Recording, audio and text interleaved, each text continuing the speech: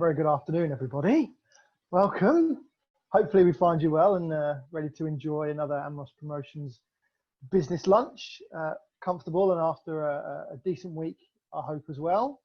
As always, we're bringing you a couple of speakers this afternoon to hopefully help you learn a little bit and smile a little bit as well. Plus some great insights. We've got two people who are very passionate about their chosen specialist subject, which sounds a bit like Mastermind, I know. And there will be questions as well, so that's a bit like Mastermind too.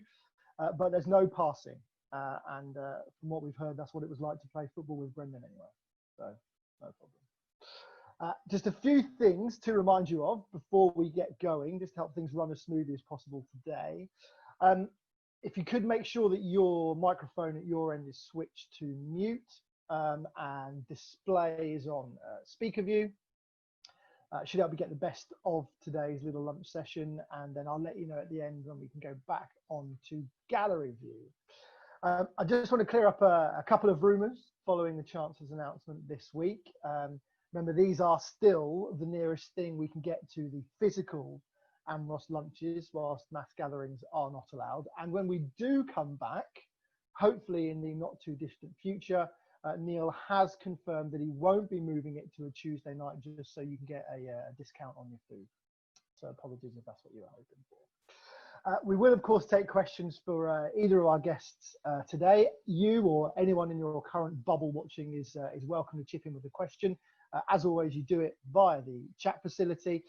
Just make sure you send it to everyone. Let us know which of the panel members the question is for, and of course which company you're from as well. And we do have another prize draw today to win another bottle of wine from Bottles of Worcester, and that's for everyone who puts a question forward. You're all entered in. So if you think of something, whether you think it's a decent question or not, stick it in, because it could get you a lovely bottle from Bottles of Worcester.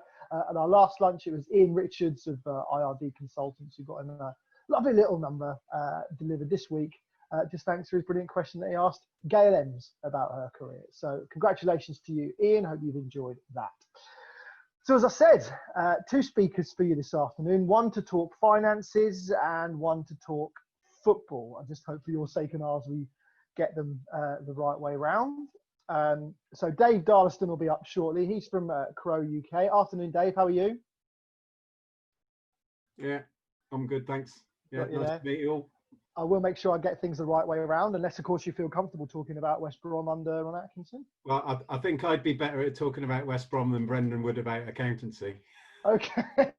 Well, that was going to be my next question to you, actually. Our other guest is Brendan Batson over you. Brendan, how are you on tax and auditing? Do you fancy doing that?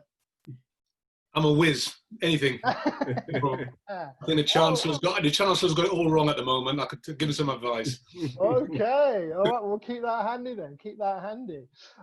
Looking forward to hearing from both of you. We'll get things underway first with Dave. So as long as you're comfortable and you've got a glass of something handy, then I'll hand over to you first off from Crow UK, Dave Darliston. Hi everyone, as I say, Dave Darliston. I'm a partner at Crow, for those who don't know me. We're an audit, tax and advisory firm nationally, based locally in Oldbury, so just down the road from the Hawthorns. I can virtually walk there from the office. But unfortunately, I haven't been to the office for about 4 months like the rest of us, so based in Droitwich at the moment.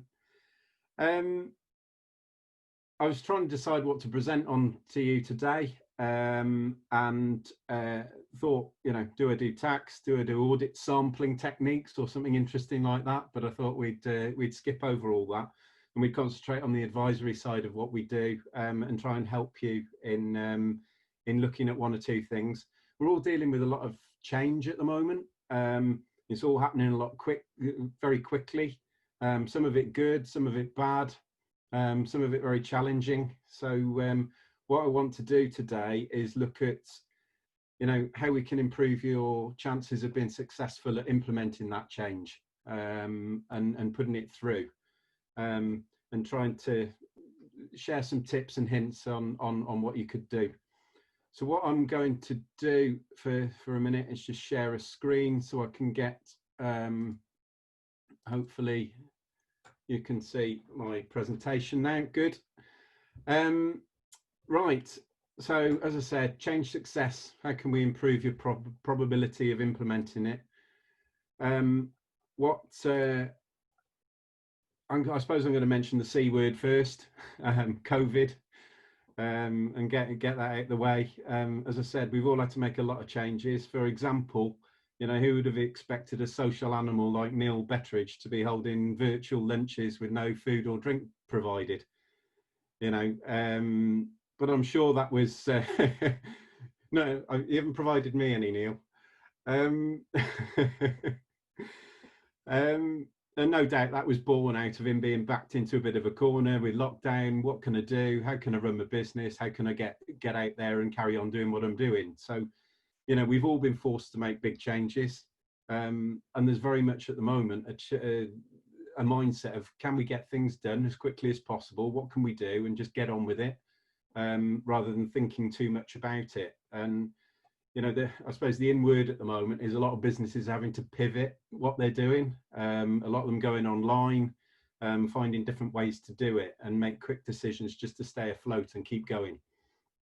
But I think as pressure eases, things start to get back to normal, I think people are likely to return to old habits, and the speed of decision making will slow down. As we won't be forced to make decisions quite as quickly. So, you know, what we need to look at is what opportunities are out there, what do we need to change in our business or our personal lives, and how we're going to go about doing that. So, you know, a lot of people find change generally difficult and don't like it. Everyone's in their little comfort zone, in their bubbles, and they like that. So if you don't like change, then you're very much not alone. And research over the years has shown that only 30% of change projects, especially in business, only 30% succeed, which isn't a very high proportion really. So you need a lot of time, tenacity, resilience to force change through, because people will quite naturally just revert back to what they find comfortable. So how can we make it more successful? Well, there's a guy in Australia, Chris Mason, who did a study a couple of years ago. Did a PhD, backed by a mathematician and some structured analysis, and interviewed 240 people around Australia, America and Europe. And his starting hypothesis was that, you know, change success is all about intention and readiness, and wanting to do it. The surprising factor out of it was that a study showed that intention only has a 0.04% impact on change success and getting it through. Just because you say you're going to do something, just because you've got a plan, doesn't mean you will, and it will be successful. And we've all been there, fitness regimes, diets, Neil, you know, and it just doesn't work, does it? You don't get there. You've got great intentions, but you don't quite follow it through. So out of his study, he put together this change success model, which I'm just going to spend 10 minutes just going through and just giving you some ideas on. And the change success model was built up on 3 factors: readiness, capability, and beliefs. So how ready is the organisation and the people? What skills, people and training have you got on the capability side? And what belief have you got that it'll actually work and you'll be actually deliver this bit of change on what you're trying to do? That's then broken down into 10 sub-factors. And what I'm going to do over the next 10 minutes is just quickly go through and just explain some of those and how you can improve your chances of putting things through and making them work. But the key to it all is really understanding where you are today with your change readiness, and what you need to do to improve those chances.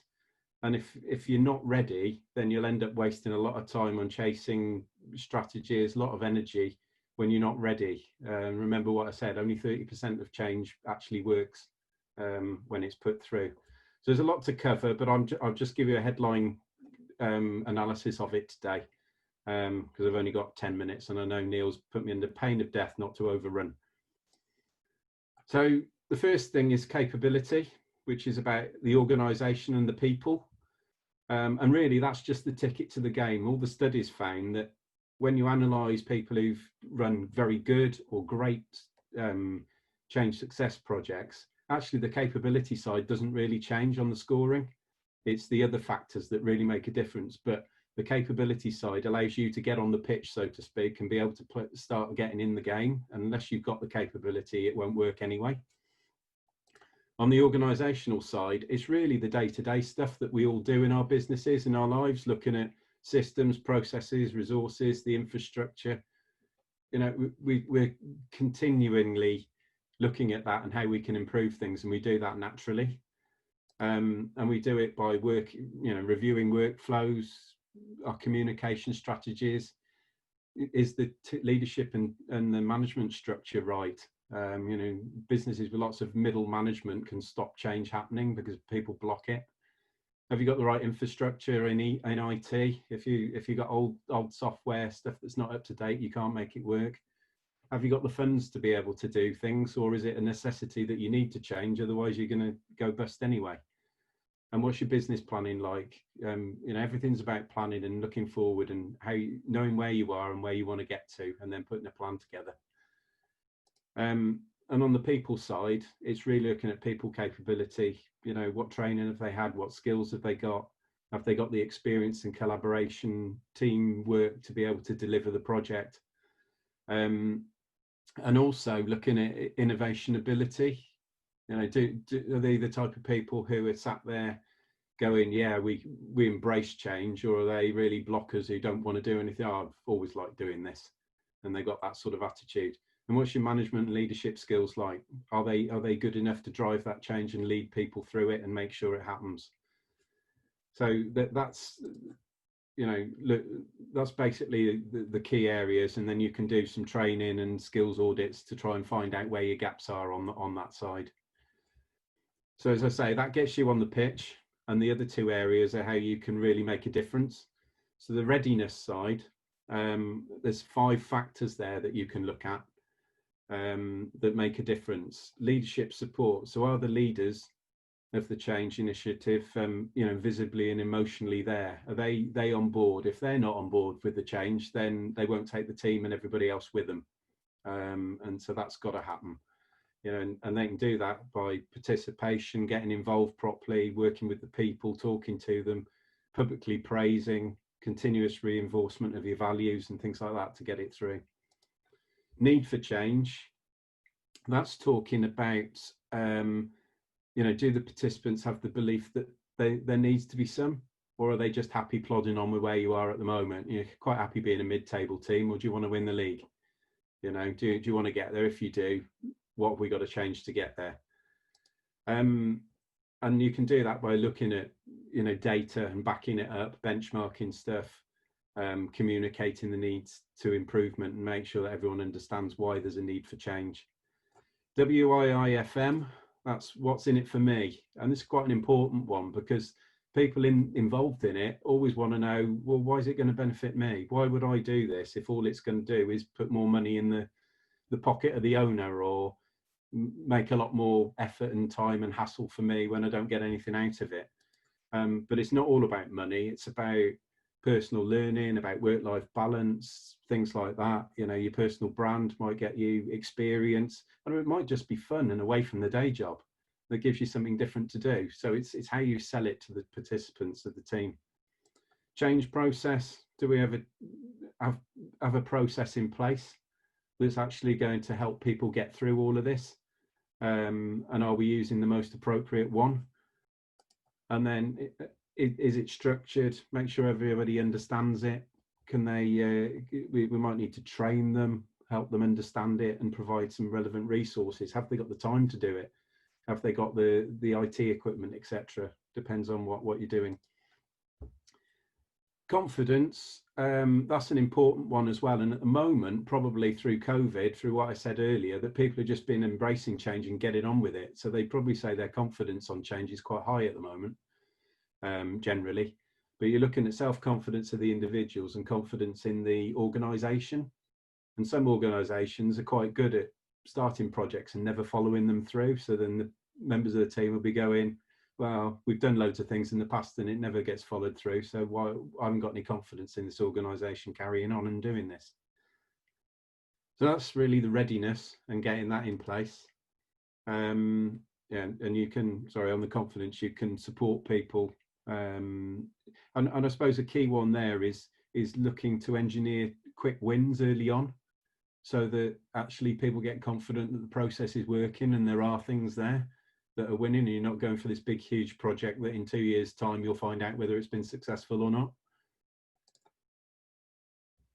The final one is beliefs, and beliefs are a very strong driver in this. The first one there is perceived difficulty. So if the participants think you're just never going to do this, this is too high, that mountain, we'll never get to the top, they're just not going to try, and they're not going to have a belief that we'll get there. And a lot of the time it's about resources. We haven't got the time, we haven't got the money, we haven't got the equipment, we haven't got the players, whatever, you know, and it's identifying what those barriers and gaps are and then planning to address them, and showing how you're going to get over those gaps. Attitude is also key, and that's more people's inset attitude rather than to that particular project. You get some people who are glass half full, yeah, we'll have a go, we'll do this, yes, we can change things. And you'll have others who'll always be a blocker and say, I'm quite happy doing what I want, and they can get in the way of a project and make it stall. So, you know, you can get around that by your recruitment and selection process. Who's involved in the team? You don't want those loads of people who are just going to sit there and not want to do it, and not help the process. The last one, significant others, is quite an interesting one, and that's other people who influence the people on the team. And that could be their family. At home going, why are you bothering? That company never does anything for you. Why are you putting extra time in? And they're chirping at them all the time and doing it down. It could be a work colleague who's might not be a leader, but might be somebody who's there in the background. I've been here 30 years, nothing ever works, nothing ever changes. What's the point? And ironically, we're working with family businesses, you quite often get things like, say, the grandfather who started the business, who might now be dead, but his picture's still on the wall, and you still get the grandson who's now running the business, or the granddaughter running the business. Oh no, grandfather wouldn't have liked that, we can't change that.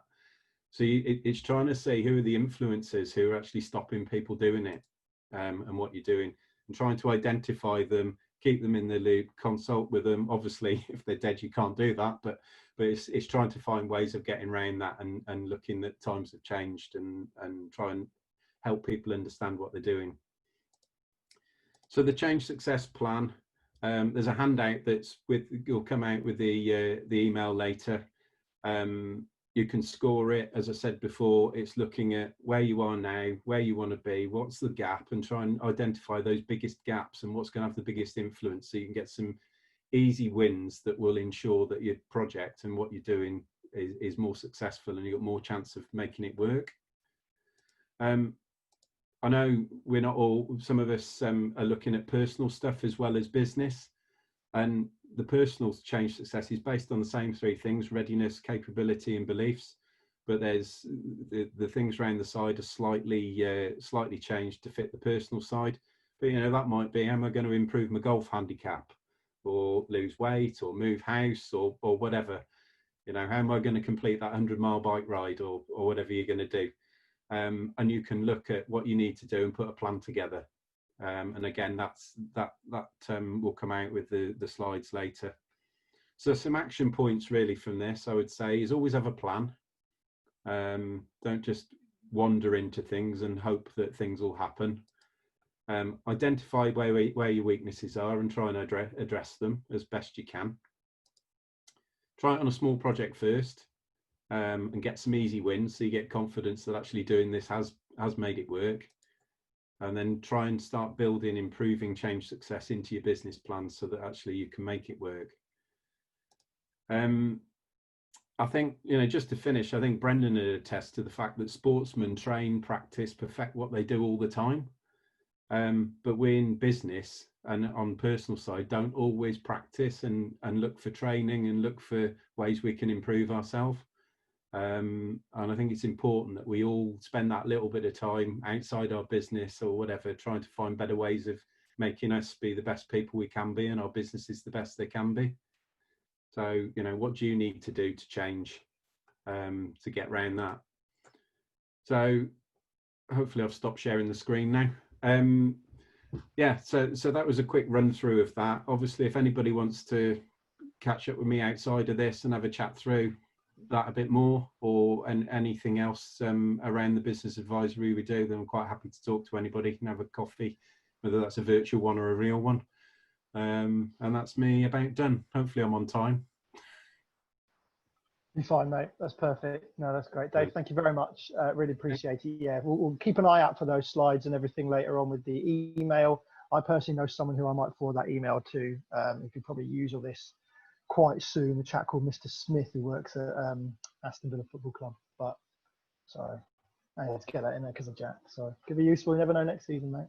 I won't tempt fate anymore. What I will do is move on today to talk a bit more football with our special guest today. He's a name synonymous with West Brom, but he also played at Arsenal and Cambridge before being coming to the Midlands to link up with famously Laurie Cunningham and the legendary Cyril Regis at the Hawthorns. And there's three back players in a society that was far from tolerant at the time. They really let the football do the talking, and boy did they make some noise. His work at the club after retiring and subsequent work at the PFA has been instrumental into shaping the game we see today. And he does love a good charity bike ride or two. Brendan Batson, OBE, welcome to you, sir. How are you? Yes, good afternoon all. I'm very well, thank you. Good to see you. Thank you for being with us. By the way, Dave, I should say thank you very much for all of the football puns. I could do a copy of that, actually. Football comparisons. Yeah. Now you've got to try and put some tax and auditing puns in your chat about football. So yeah, spend. You need to get the economy moving. There you go. Okay, brilliant. Yeah. Well, let's start, I suppose, with lockdown and how it's sort of been for you. I suppose the role that you've had so far with your work and how lockdown's affected it, especially. Well, I've learned to work remotely. I work for myself, but a lot of things I do, I chair different sporting bodies, so we've all had to learn to work remotely. In terms of the different organisations I work for, our expenditure has gone down because we're not travelling so much. I chair a group in Europe. We fly from all different countries, and you know, a lot of times you're thinking, why am I doing all this travelling for maybe a few hours meeting or a day? So I think we've already decided that we're not going to do so many face-to-face. We enjoy the face-to-face meetings, of course we do. But rather than have 4, we'll only have 2, and we'll do the other 2 remotely. So that's one thing. I've learned to queue. It's a British disease, queuing. You know that, don't you? So when I come to England as a 9-year-old, you know, we're not West Indian, we're not used to queuing. But I've had to learn to queue. So when I first I came back from Grenada a week before the lockdown. I arrived in when the social distancing arrived on the 16th. Lockdown started the 23rd of May, so I can never forget those dates. The first time I tried to go to Tesco's, I drove into the car parking area. I saw the queue, I spun around and went back home. And then gradually, as I realized, I had a word with 1 or 2 of the guys, depending on timings and days. He said, come at this certain time. But I still had to queue, so I've learned to queue, so that's a plus, you know. But apart from that, there's a trick to it. I've done a lot of bike riding. I've done a lot of riding. I think I've ridden probably just under 1,000 miles now. I've been getting out. It's going to be my next question. Yeah, it was going to be my next question about going out cycling much. Obviously, the West Brom played Hull at the weekend just gone, and that game, when it was supposed to have its original date back in April, was the game that a few of us would have been doing the West Brom annual charity bike ride from Hull to West Brom. You gutted or relieved that one was? Well, I was struggling a bit really on the date, but also my knee was giving me a bit of trouble, so I couldn't commit. And then since lockdown, I came back, as I say, and I don't feel too bad. And the weather was so good after the first, I think the week. I think from April the weather's been fantastic. Or back end of March. Yeah. I thought I'm going to get out every other day. And it's been great.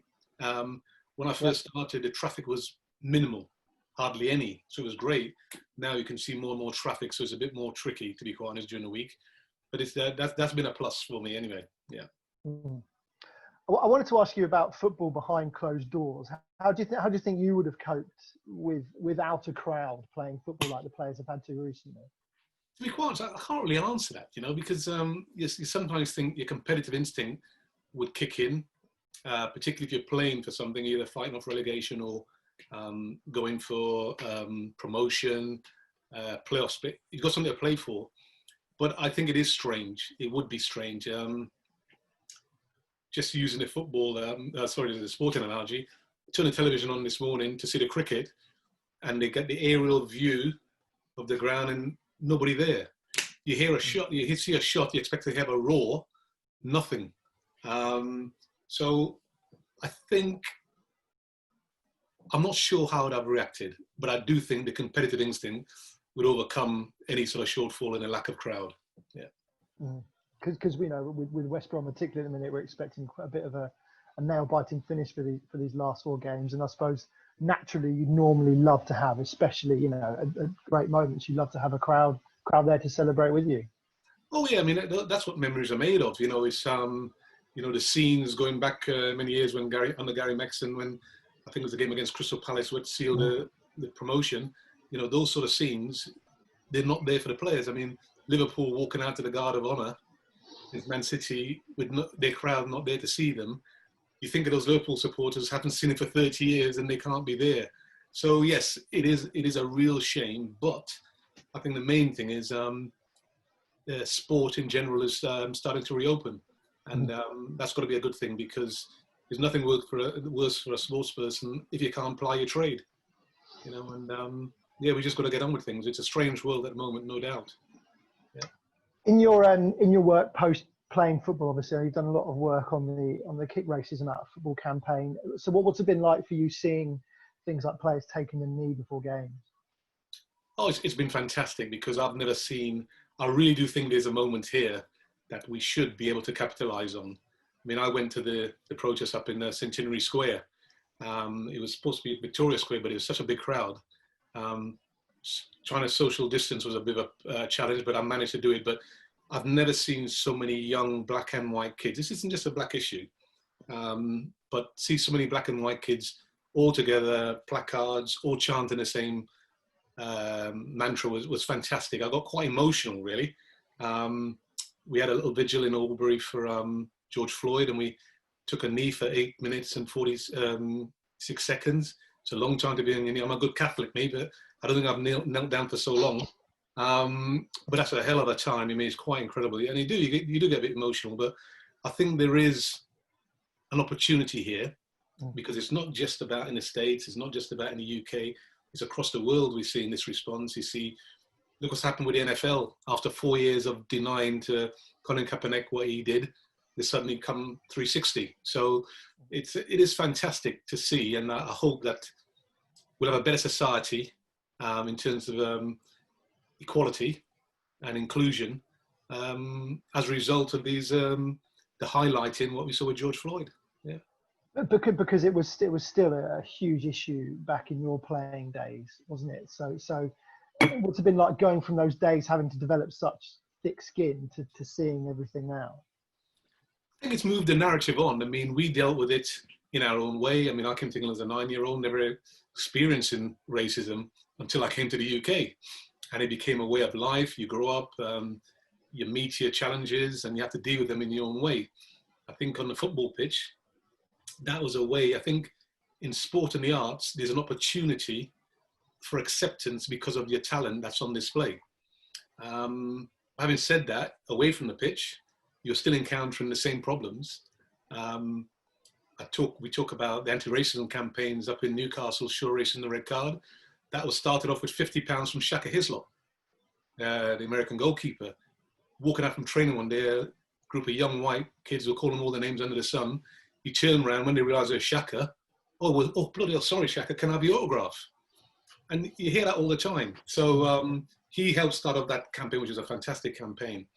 But, we have to acknowledge the progress that's been made, but we also have to acknowledge that there's a long way to go. And it's great to see the current players just down the road. Tyrone Mings, he's a lad that's got a bit of a social conscience as well. We saw it with Marcus Rashford, you know, Raheem Sterling. All the players now have got the confidence to come out and say, I mean, what was quite depressing and sad was to hear Lewis Hamilton say a couple of years ago, when he wanted to say something, he was almost silenced. He couldn't raise his head above the parapet. Now, you know, he's coming out and he's talking forcibly about his experiences and what he'd like to see happen. So I think there is it's an opportunity to make significant change in this particular issue. Mm-hmm. And like, I want to get onto the great memories you have of your time, especially at the Hawthorns. Do you have some games that stand out for some, you know, for some great reasons in your time at West Brom? Well, my debut and the following game, I never talk about them if I can help it, because they're easily forgettable. But the next game I played was against Everton, and I've been at the team quite perversely. It was because we got knocked out in the semi-finals against Ipswich. I got the opportunity, not the immediate game after that, but the following game, midweek game against Everton, and it was now or never for me, I think, because Ron Atkinson and Conor Addison had come down and had breakfast with me, and Ron just said to me, "It's now or never, Batman," and I knew I was in the side that night. And what I remember that night is Cyril scored one of those fantastic Cyril Regis goals where he's hit everything, he's off the ground, and thank goodness that there's a net at the goal, because the ball would still be travelling now. You know, it was just fantastic. I think we won 3-1, and I never looked back after that. Everybody talks about the Man United game, the 5-3. I think one of the most fantastic games was against Bolton. Frank Worthington was centre forward for, I think it was the first game of that season, and we beat them 4-0, I think. Was it the first game? One of the early games. And during the course of the game, I think we were winning 3-0. There's a corner, Derek Stadium's side, so I'm the last defender back on my side, and marking Frank Worthington, and he turned around to me and he went, "God, I enjoy watching you lot play." And I thought, well, he's got some front of being getting thrashed out of sight. He's already had a kick.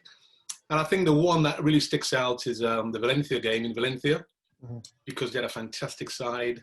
The world player at the time, in Mario Kempes, just won the World Cup. So he was a world player. They had a German international called Rainer Bonhoff, who got a shot like an exocet, and we were saying before the game, don't anybody give away a free kick 25, 30 yards outside the box, because some of us have to stand in that flipping wall. I don't fancy facing that sort of shot. But I think those are two standout games really that really stick in my mind. And the game in Valencia was a game that sold Laurie Cunningham to Real Madrid, and Laurie, I just thank the Lord that I was marking Laurie Cunningham that night, because he was literally virtually unplayable. Well, speaking of that, one of the questions we've had in from our guest today, from Ed Duffield, was about the best opposition winger that you marked. Who would you say was that? I find that difficult. I've been asked that question several times. The one I didn't particularly enjoy playing against was Tony Morley at Villa, because he was a left winger that ran at you with the ball in his right foot, and the way they set up, he would look to cut inside a bit, and then play the ball into Peter With or Gary Shaw, and then follow his run. Well, I didn't want to turn into my centre-backs. So it was always a challenge to try and force him down the line. And he was a clever little player. So I didn't enjoy, I could only call him giving me any bit of a roast, but I just didn't enjoy playing against him. The other one was John Robertson, who never really caused me too much problems. And yet, one Saturday, for 45 minutes, the first 45 minutes, he gave me the worst time of my career as a defender marking an opposition player. I just couldn't lay a glove on him. I mean, I actually tried to get Remy Moses to tuck inside to help me out. Win by the both of us. I got Brian Robson to come across as well. So there's three of us trying to mark him. We still couldn't touch him. 45 minutes was a nightmare. I'm over it now, but it was a nightmare. Just yeah, and also, I mean, Ian Richards asked a sort of similar question about marking forwards, and you know, are there any other great ones that, you know, I suppose you may have had a tough game against, but I suppose eventually, you know, learned a bit from in your trade? Well, I'll tell you one who sticks in mind. There's two actually, Trevor Francis, but firstly, Gary Lineker. And Gary Lineker was a young lad just making the scene, and we had a terrific defence. And mean, two centre-backs in Ali Robertson and John Wild, kick anything that moved to stop a goal. But Gary Lineker, as defenders, you try and spot the danger in relation to where the ball is. And he'd be some ways away, and then suddenly he'd just make a run across the box. And you're thinking, what the hell are you doing? Why are you running there? But Gary Lineker, if you think back, a lot of his goals came by him taking a chance and running across, going past the near post. I don't remember Gary Lineker hitting a shot from 25, 30 yards, screaming into the back of the net. He saw a lot of goals in and around the 6-yard box. And I think the first couple of times he did it, John Wall and Ali Robertson looked at each other and thought, we need to be aware here, because he was making these runs all the time.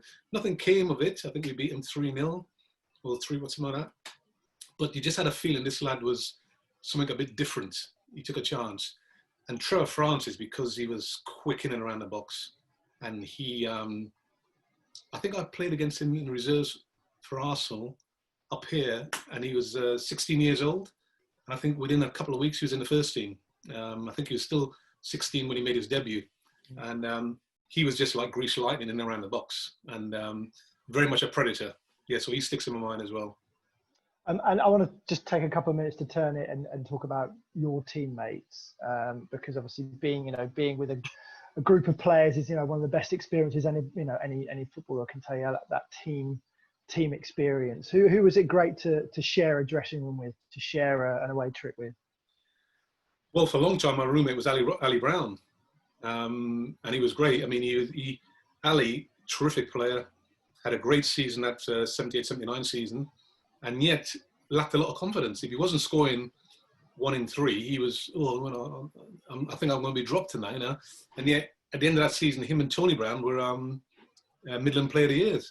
But during the course of it, he was always a bit nervy if he wasn't scoring on a regular basis.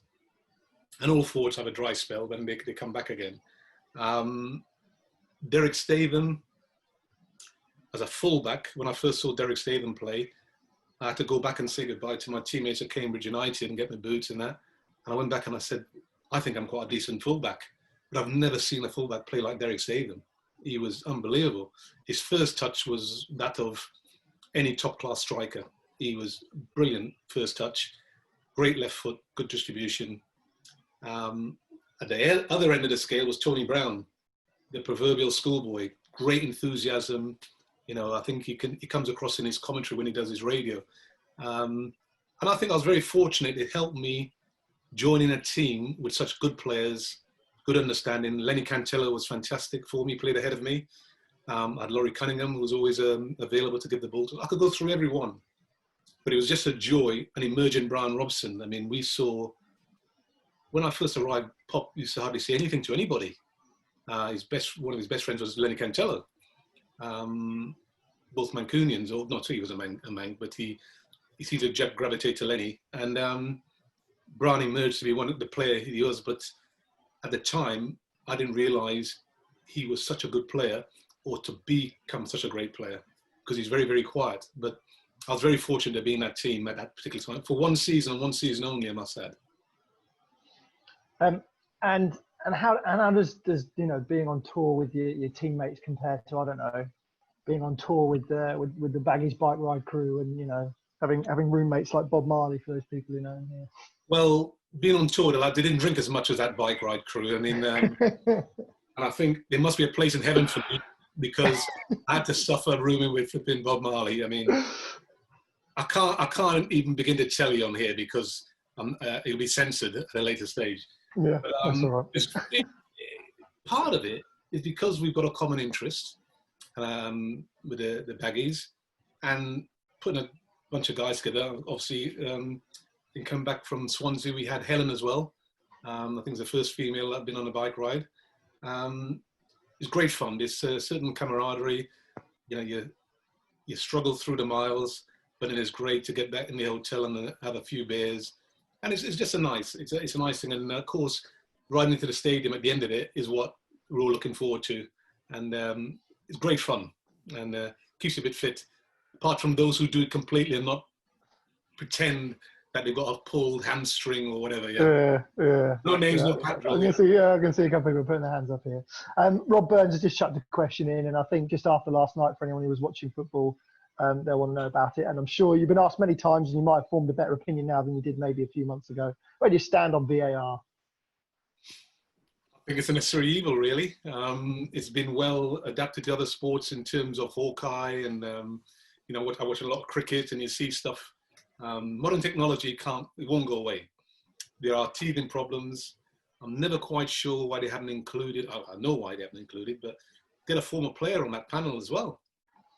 Because you see, from a player's perspective, I think the thinking is that it's the referees who have to make the decision, and therefore it should be left to them. But I think it can be improved if they have a former player on there as well. And I think it's as long as it gets to the correct result in terms of a decision, that's fine. But I think there are too many mistakes at the moment being had. It's all very well apologising after the event, but Christ, it doesn't help after the 90 minutes is up.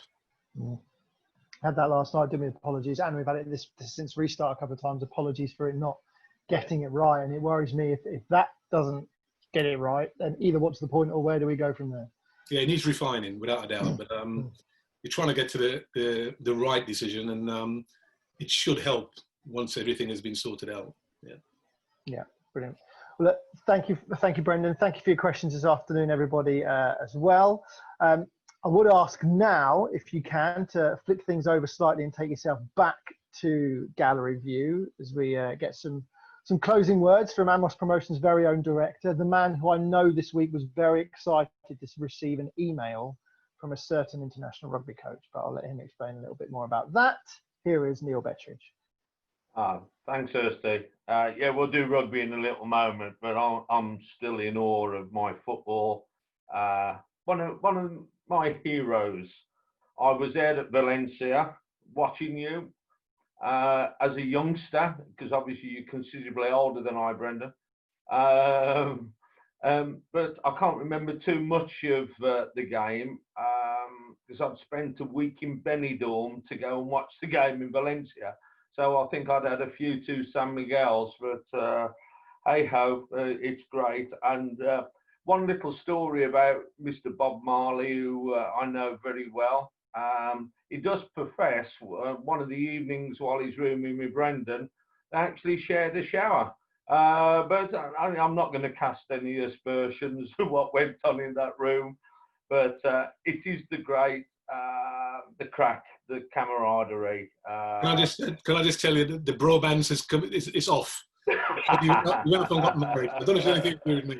Yeah, but it's great, and it's lovely for it to all happen. But Brendan, thank you very much for giving your time up. You know, you are a legend, and answering some good questions and some not so good questions. But Kirsty always comes up with some different things, and it was really good. And there was some sensitive things there, but it gets the mind. At the moment, with what's going on, I think we've got more time to think about things, and the cycling, keeping the body and the mind active, I think helps everything. And it's helped me on my campaign to lose more than £1. But you know, we've gone past the stone. Even Mr. Westwood won't agree with me, as he quoted yesterday. But yeah, we're on route. But thanks, Brendan, very much indeed.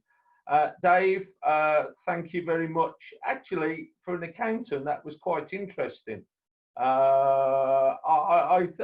Actually, it was very interesting, and I'll look at the slides afterwards in detail, which will, on the email that I'll send out, the slides will be on, and Dave's email address. So if you want to contact him, don't ask me any questions because I haven't got a clue, but pass it over to Dave, which is great. Thanks for your support from Crow UK, and you've been with us for a long time, and you know, we get 2020 out the way, and we can carry on for next year. this has just been a blip, I think, but there we go. Winner of the draw today for a bottle of wine that's donated by Bottles goes to Mr. Ed Duffield. He never won anything, Ed, but I can see you picking your nose, or no, he's happy, he's smiling. And Ed is a fellow cyclist, and he's pleased to know he's got his new bike working now, so he's happy chappy, aren't you, Ed? Yeah, so really good. Hursty, thanks very much again for your hosting, very professional, really great. And Jack in the background there, production, sorting it all out from Cawtree. Thank you very much indeed. I mean, we're coming back to normality. We've got a few more of these left planned, but I think it's informative and it finishes a week off in a nice, relaxing way, I believe. So, yeah, thanks very much indeed. And for those of you who caught the podcast that Hursty did for us a week or so ago, you know, if you haven't seen, go on our website, you can get it. It's fantastic. It really did a great job. And by the way, if any of your companies need any podcast work, Hursty's the man, so we can sort it all out. On the plugs, 30th of July, we've got a virtual cheese and wine call my bluff challenge. This is in aid of Wooden Spoon Worcester.